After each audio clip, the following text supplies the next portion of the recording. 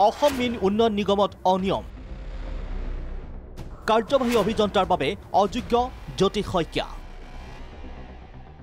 vision প্ৰাগৰ দৰ্শকক আমি পূৰ্বৰ প্ৰতিবেদনত দেখুৱাইছিলো অসম মীন উন্নয়ন নিগমত চলা দুৰ্নীতিৰ সবিশেষ ব্লু ৰিভলিউশ্যন আঁচনিৰ নামত এইজন কাৰ্যবাহী অভিযন্তা জ্যোতি শইকীয়াই সংঘটিত কৰিলে কেইবা কোটিৰ কেলেংকাৰী এই কেলেংকাৰী তদন্ত কৰিবলৈ নিগমৰ পৰিচালন সঞ্চালক প্ৰশান্ত বৰকাকতিক দায়িত্ব দিছে যদিও পৰিচালন সঞ্চালকগৰাকীৰ সৈতে জ্যোতি শইকীয়াৰ বেছ ঘনিষ্ঠতাৰ কথা সৰ্বজন বিদিত সেয়েহে এই তদন্ত কিমান দূৰলৈকে আগুৱাব তাত সকলোৰে সন্দেহ আছে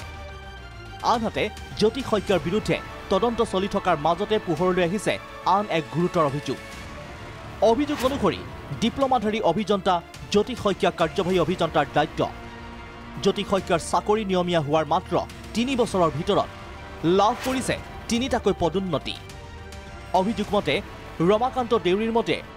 অভিযান্ত্ৰিকৰ ডিপ্ল'মাধাৰী জ্যোতি শইকীয়াক শিক্ষাগত অৰ্হতা নথকাকৈয়ে নীতিবহিৰ্ভূতভাৱে কাৰ্যবাহী অভিযন্তা হিচাপে নিযুক্তি দিয়া হয়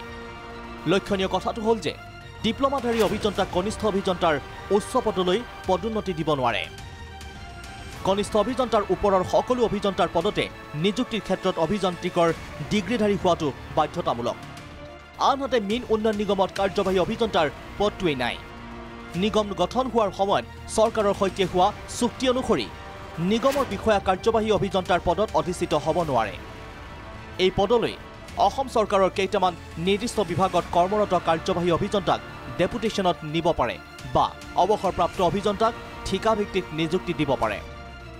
কিন্তু এইজন জ্যোতি শইকীয়া কেনেকৈ পদোন্নতি দি কাৰ্যবাহী অভিযন্তাৰ পদত অধিষ্ঠিত কৰিলে সেয়া ৰহস্যজনক হৈ পৰিছে ব্যুৰ' ৰিপৰ্ট ভিজন প্ৰাগ